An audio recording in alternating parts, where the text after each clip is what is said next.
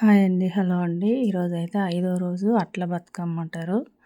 మేమైతే చాలా బాగా ఆడినాము. ఈరోజు వానే కదా పొద్దుందాకా. అందు గురించి అయితే క్లబ్బులనైతే పెట్టిళ్ళు.